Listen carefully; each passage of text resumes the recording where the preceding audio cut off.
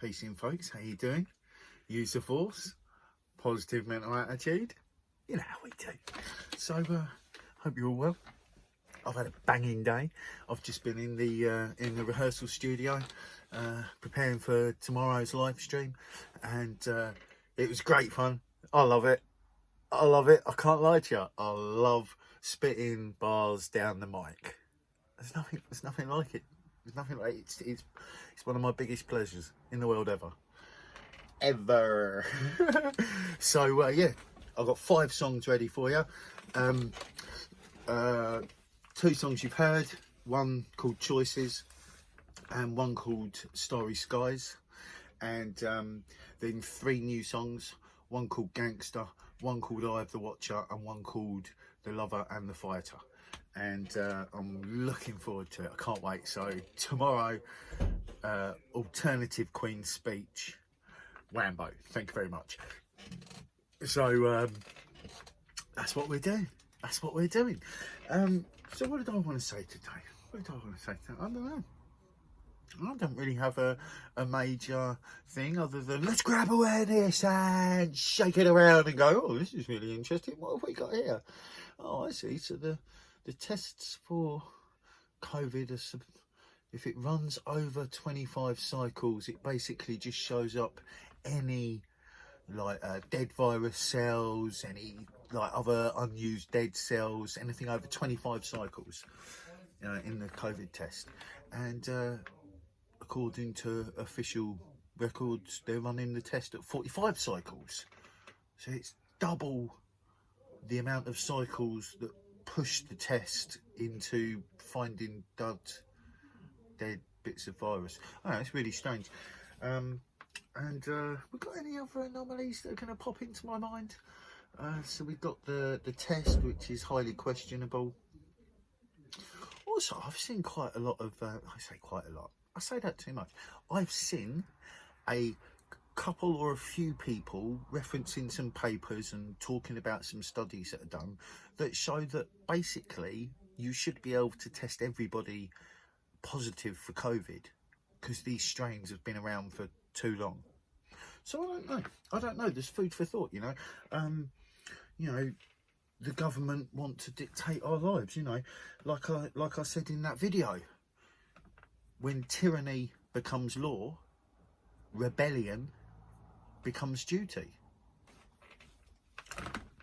I've been a rebel for ages. Not like true sense of rebel. I don't like any of the old labels. None of it fits. I'm not an anarchist. That doesn't fit. None of them do. None of these like little sayings and labels, they don't really fit. You know, yes, I am like a progressive person, but not in like what Americans would call a progressive. That's got a whole load of labels and connotations to it that don't work. You know, I want to see a better future. I want to see people having better lives, right? We haven't got bad lives. But is that global? You know, society breeds a lot of sickness. You know, I was watching this documentary yesterday, and it was about Seattle. And let me just turn this up. There you go. That's, do you know what I mean? Little blue light just out of the corner of my eye, flicking away. We don't need that. We don't need that. It's gone. So, I was watching this documentary, and it was about Seattle and about the whole, you know, what's been happening over there since the police basically pulled out of this precinct. And, you know, they've just, it's like they're having this social experiment. What happens when you take law out? Well, obviously, in this society, if you take law out, it's going to go bonkers. Like, there is no way, with the psychology we have, we could live without law and order. People grab too much opportunity for power. You know, you've only got to look at what's happening in COVID. People are given this much power to enforce people to wear masks or whatever, or to get any sort of a chance as to what they dictate their alterations to the crazy rules are. You know, absolute power corrupts absolutely, but absolute powerlessness does the same.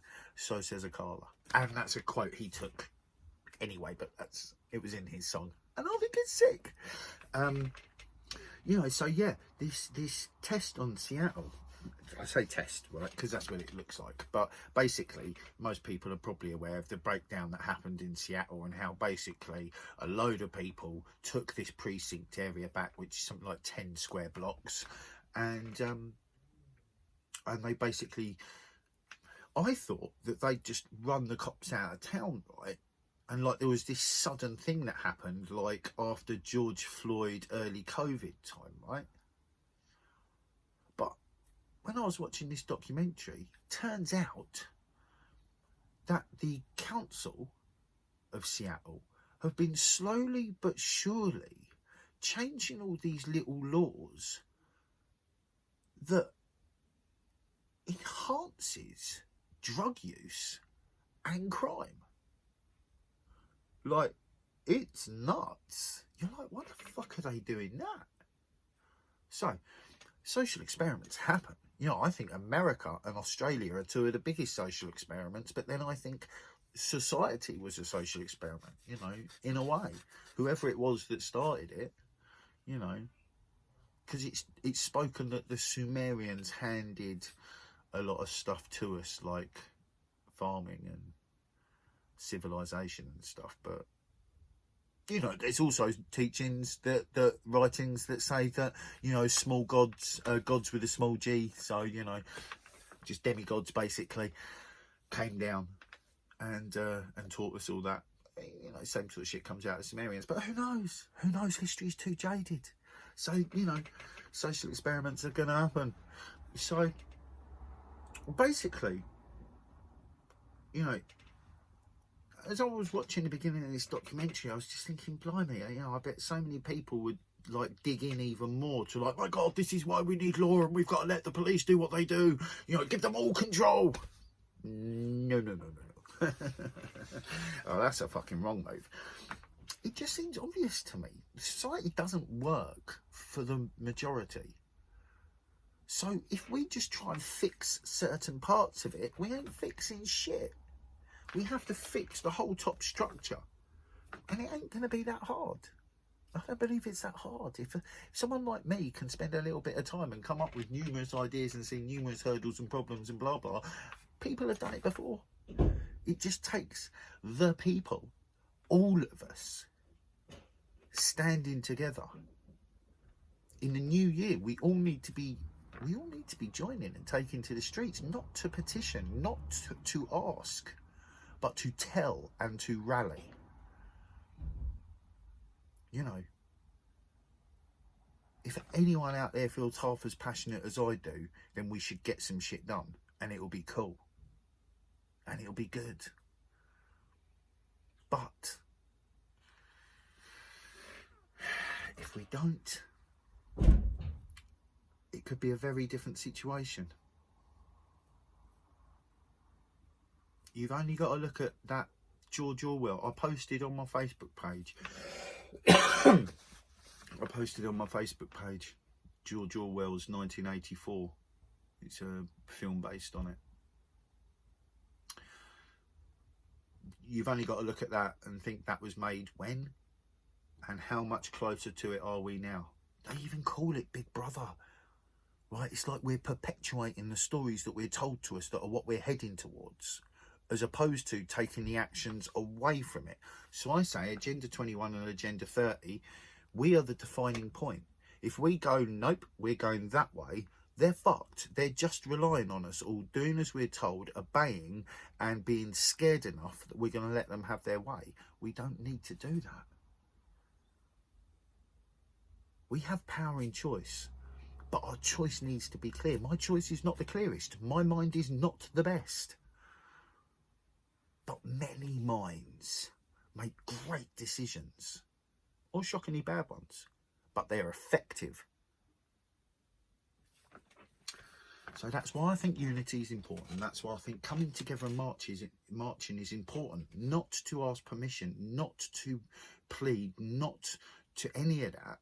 This is about us all finding each other, us all standing, showing everyone else. This is what happens when you stand together. Right? The police are being brutal. The government are being worse. It's not acceptable. There's a much better way of living, and we can create it, and we're in the perfect time to do it. You know, and those in the power positions know it. Why do you think they're trying to stomp out free speech so much? Real talk, stop thinking you've got free speech. Go and look at what happens to those that speak out against. It's all okay saying you've got free speech while you're chatting shit that doesn't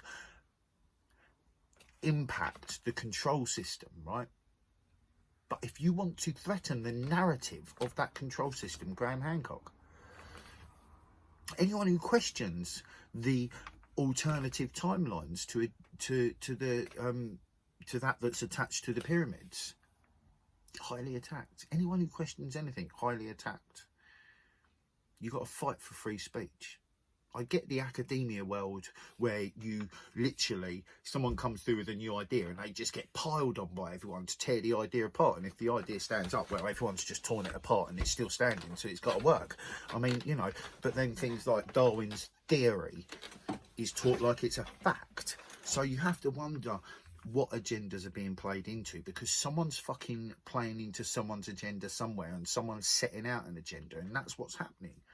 You know, it's not conspiracy theory, it's conspiracy. A group of people all conspiring to the same ends. It's a conspiracy.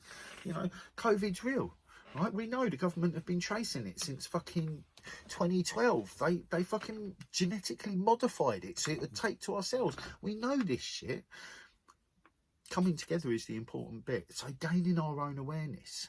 Taking that time to just, you know, if you're going to say something that you know that you don't necessarily need to say, or that you can check yourself before you say it. So you're checking your thoughts and how you're thinking. So you're not like just branding people with labels and insulting them like sheep. I get it. I get the metaphor, but piss off. Like, sure, all right, my metaphor to that sheep, right, is if that's what you want to buy into, well, then we've got to be the wolves that are scouring around the outside. Now, animals stick together, so it's not like we're trying to get the sheep. No, we're trying to chase the shepherd and his dog off, who have been manipulating the sheep. Right? Sheep aren't stupid animals, right? But they've been herded because they're like herd creatures. I forget what it's called. There's a certain terminology, but you know, you go and look it up if it's really that fucking interesting. But it's not. So, you know, we all need to be wolves, or lions, or tigers, or horses, or dragons, or eagles, whatever you want to be. If you want to be an owl, right? But find your animal spirit. Find what connects you to this life, to the planet, and to all creatures on it. Because this is what it's about. There's no point in trying to make any change if it ain't all for one and one for all. That's not all humans. I'm saying like all existence for all existence, or not at all. Right? We are made of star stuff. Literally, our bodies have everything out there that's in the universe inside them. Neil deGrasse Tyson, go check him out. He's a well-knowledgeable, mainstream, highly acclaimed scientist. And he knows it. But he's fun, and he's entertaining, and he's highly informative. So, you know, yeah, man. It's good to get informed. Check out Heiko Shoo, HeikoKhoo. Pause that, rewind that, type that into a search engine. Go have a little look. Listen, I'm not saying every word he says is correct. I'm saying the man's full of information and it's very interesting. Much like Neil deGrasse Tyson, much like Randall Carlson, much like Joe Rogan's podcast. You know, when Joe Rogan's not ignoring things like, you know, whatever the fuck's being sprayed in the sky, he's fucking informative and very interesting and holds a great conversation. So, you know how we do. I just like to tell people, go look at people that are informed, right? I'm like a middleman, right? I'm like, you know, go look. Well, you know, well, listen to me, then go and look for information. But either way, Do something. We got to go. It's up on that time. Use the force. Positive mental attitude. Be calm in your thoughts to yourselves and others. Keep loving your hearts for yourselves like you would for others, and let's get it. Get what, John? Awareness, of course. Peace in.